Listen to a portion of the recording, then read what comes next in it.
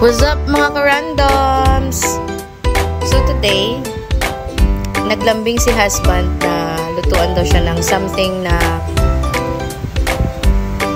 may protein daw sa kanyang ulam. So buti na lang, meron na kami natirang tuna at saka yung mushroom kasi hindi ako nakapagbili kanina ng uulamin namin tonight. So buti na lang nakita ko to at yun, nag-invento talaga ako ng ulam na rich in protein daw. So sabi nila, correct me if I'm wrong, yung tuna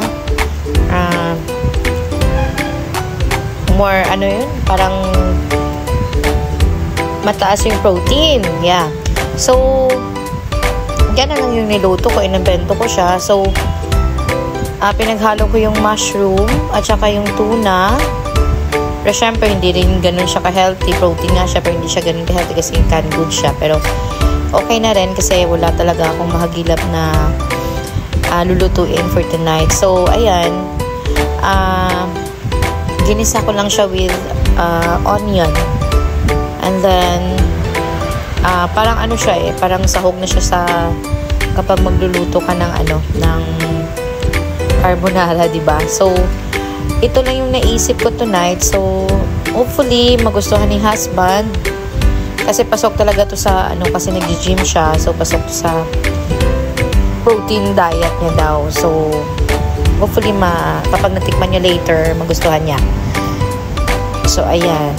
Yan yung itsura niya. Yan. Mukhang masarap naman siya kapag titigan mo. Actually, nakapagluto na ako nito, kaya lang hindi siya nakatikim. So, ito talaga yung naisip ko na lutuin ngayon, tonight, para matikman niya at masarapan siya if ever naman. Sa na-invento ko talagang food. Siguro may na rin itong nailuluto na rin sa iba, pero para sa akin, second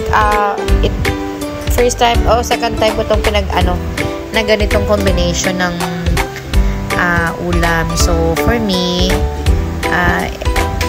inimbento ko talaga siya for me. So, ayan, yung mushroom at saka yung hot and spicy na tuna. Hot and spicy kasi mahilig kami sa maanghang sa bahay. Ayan. Halo-halo lang and then wait lang for a while. Saute lang natin tapos iwanan lang ng ilang minuto, okay na siya. Kasi hindi naman siya ganun luto naman siya kasi ready to eat na siya. So, ayan. Medyo pinakuluan ko lang siya ng konti. Ayan. So, we're done. Hopefully, magustuhan to ni husband. Ipapatikim ko na sa kanya. Sana pasok sa taste. Ayan. Cheat day kasi namin ngayon. It's Saturday, so cheat day kami. Ayan. Parang masarap naman yung itsura. Okay, oh my gosh. Ayan ang si husband. Let's see if pasok.